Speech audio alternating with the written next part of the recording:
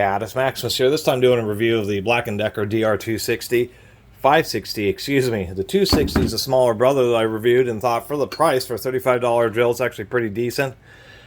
Ball bearing, and then they have like a kind of a weird metal plate system with a needle bearing on the front of the motor and a needle bearing on the back side of one of the reduction gears. Then it has sleeve bearings for the rest of the gears. 5.5 amps on this one, and it's like 1500 RPM.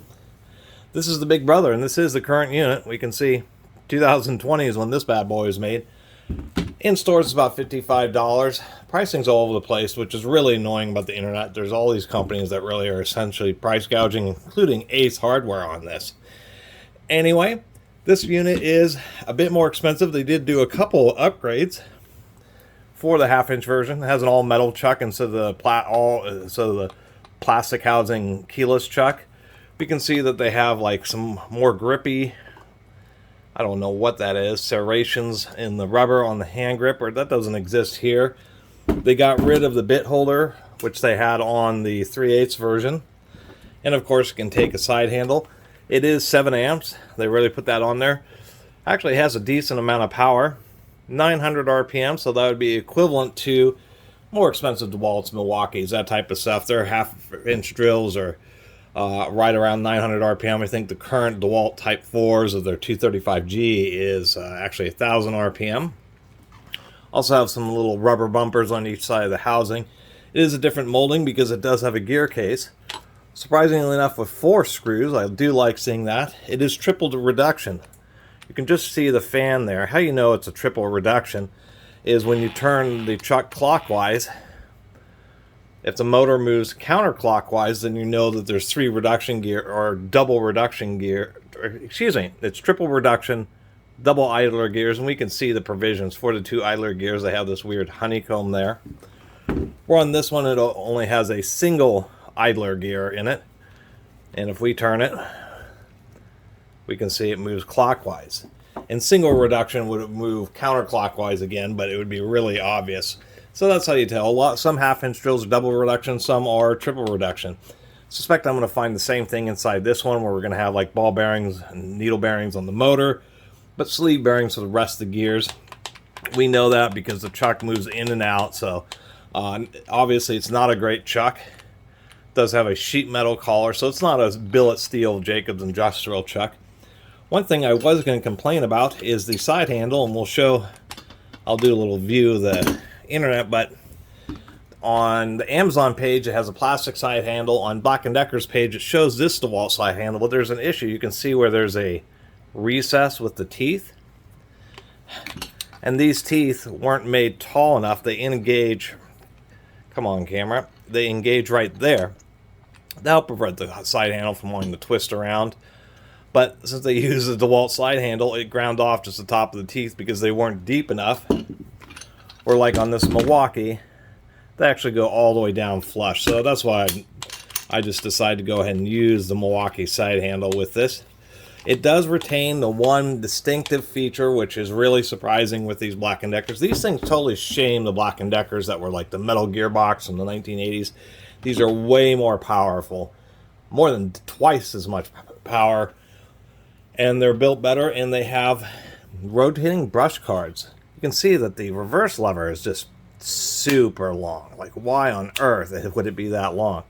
I don't know if, yeah, you can just see in there, but when I push it, you can just see something moving around inside there. So it's not just reversing the polarity of a motor. Electric brush motors have essentially a timing like a car engine. So when you put a drill, most drills, in reverse, you just hit a switch and it just reverses some of the wires inside to make it run backwards. But its timing is still incorrect. So all drills running in reverse, almost all drills I should say, have less power, less torque. And what that means is that you can get a bit stuck, put it in reverse, and the thing won't have enough power to get it back out because it can be reduced 20, even 30%. So having something like the reversing brush cards is it does 2 things. One, it switches the polarity of the wires interacting with the windings and brushes to make the motor spin backwards, but it's also physically changing the timing or the positioning of the brushes as well. So this puts out as much power in reverse as it does in forward, meaning if you get a bit stuck, you'll be much more likely to be able to free it up. Certainly is noisy. Straight cut gears. This is a cheap drill, of course. But even a $55 drill is really kind of surprising. I paid 18 bucks for it. It's surprising, you know, how powerful. 7 amp, 900 RPM, half-inch drill. This will do most stuff people need, mixing and all sorts of stuff. And I'll run a 2 9/16 self-feed bit, and we'll do a little teardown of this too. And it's a little bit more proper. It has a whole bunch of airflow, a really big wide fan. Tons of airflow to attempt to keep it from overheating. The #1 cause of failure in power tools is the brushes just getting too hot. Anyway, here it is on Amazon. As we can see, it has the plastic handle. But if we go to, and this is Black & Decker's website, we can see that either the older ones, I mean, it's only from 2020, so I don't know which ones have the plastic handles and which one have the DeWalt handles. But when I was looking around at the prices here, actually, let me click on the compare prices. They're all over the place. All the, you know, if you go to Walmart, it'll be 55 bucks. The new item price all around there. But if we look at like Ace Hardware, they want $96. They want like $45 in shipping. And there's some other companies here that really are, if I can find it, like this one, trying to get $126. You're gonna be insane. I mean, DK Hardware is just price gouging. Go to Home Depot and get a DeWalt 235G. Anyway, all right, let's see if I can't hurt myself. We're using my usual test bit, 2 9/16 self-feed bit. This is exactly the type of thing that you would get a half-inch drill for. It is going to be running at 900 RPMs, a bit fast, but that's no load speed.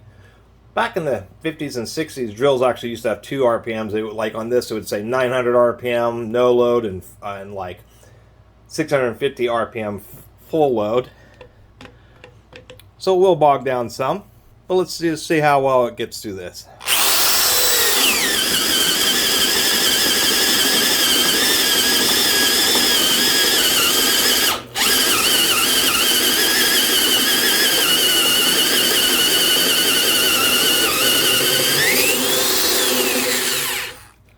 It actually stopped for just a fraction of a second, and due to the nature of brush motors, when they stall out, they build up a huge magnetic field, and it actually managed to unstick itself and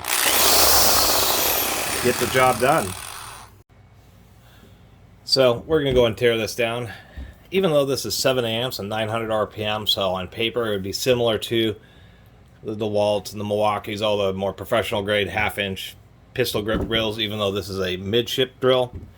The fact that it has sleeve bearings, and even though I like the rotating brush card, it has smaller brushes, so they can't surge as many amps. So that's why it may say 7 amps nominal, and it will deliver that just like the 7.8 amp, or I guess they're 8.5 amp now, DeWalt's and the 7 amp Milwaukee's.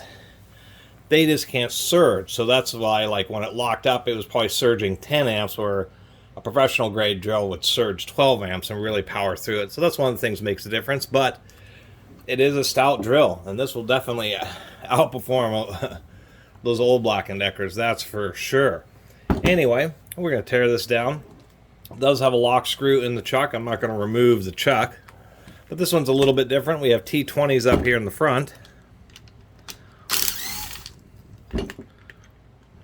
Knock those out.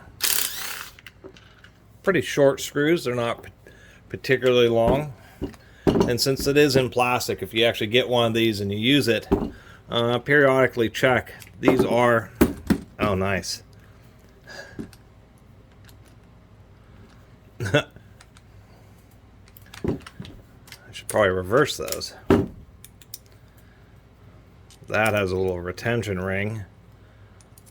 There's the magnet. There we go. These do have a slot head in the screw, so you can just use a flathead screwdriver to double check. You don't have to dig up a Torx driver.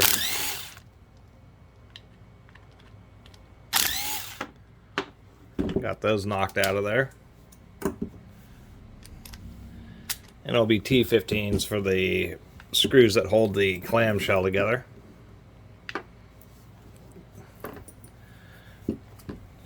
get myself organized here.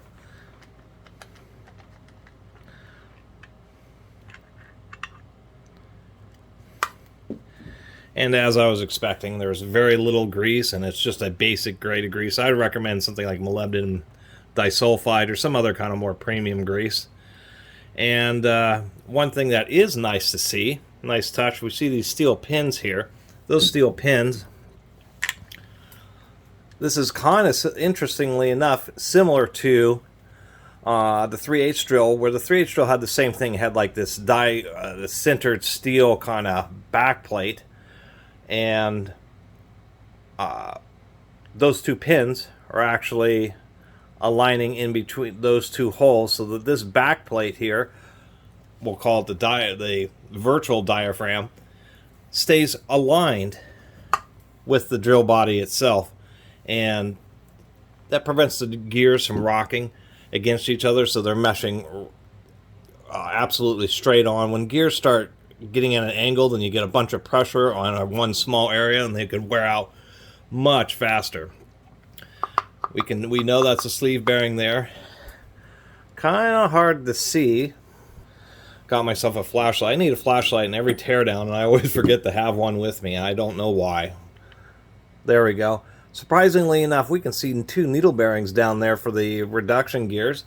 Kind of explains its improved power delivery. The old Black & Decker metal body drills from the 80s were all entirely sleeve bearings, and they were just terrible. I burned up several of those. We can see how thick, I mean, that gear's totally dry, how little grease is in there, so I'll put in some more grease. But pretty darn thick teeth. We have our 2 reduction gears. What we can see is that's just a sleeve there. That's just the spindle. The back of the spindle is just riding in this ground little sleeve area there. And we'll pull out the reduction gears. These are kind of interesting and a little bit, these are a bit cheap. What we have here is like a little collar to prevent it from rocking back and forth too much, but what we can see is it's like a steel post with press fit gears. That's real interesting. That's one way that they keep the cost down. On this unit, it looks like the final output is actually machined into the post, but that gear, that back gear, is also press fit. And if we get our flashlight, which has 2 strong, we can also see needle bearings on this side. So the reduction gears are actually needle bearing, which is rather surprising. I wasn't actually expecting to see something like that. So this is actually captured by the 2 halves of the clamshell. It is interesting, and it is good to see more modern. So we can see from the motor, it's pretty fine teeth. That's with the least amount of load. And on the second reduction stage, you can see the teeth get a little bit wider, a little bit thicker, and on the final reduction stage, they get extra thick. And that's proper design and what you would expect out of a more modern drill. And it's actually kind of a nice touch. You know, it's interesting how they manufacture this with, actually, surprisingly enough, needle bearings on the reduction gears to help improve power delivery. Surprising how well these are really made now, especially for 50 bucks.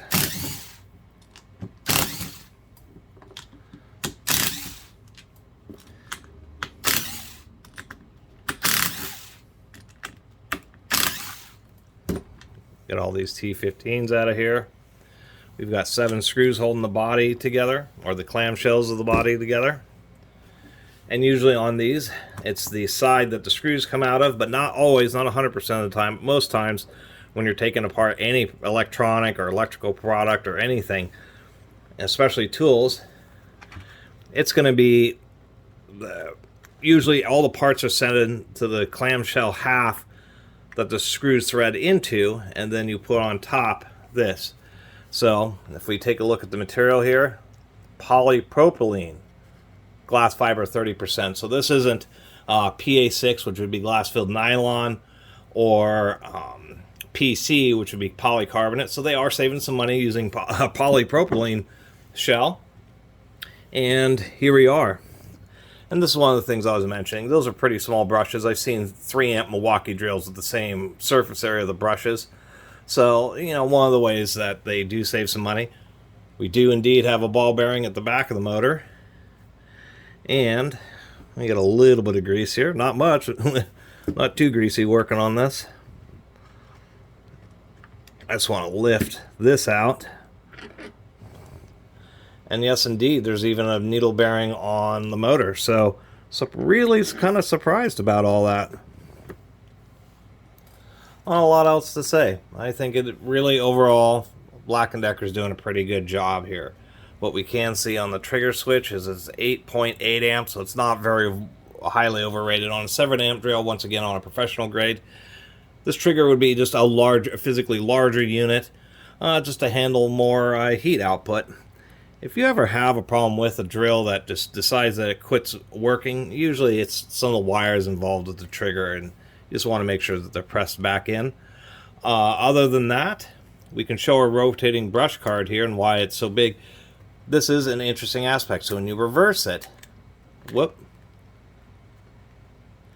back and forth, I kind of have to hold it. What's happening here is it's switching a set of contacts that are inside here. At the same time, it's physically rotating the brushes to change their timing. And that is an interesting aspect. It is actually copper-plated clock springs to hold the brushes in. That's a more kind of modern design.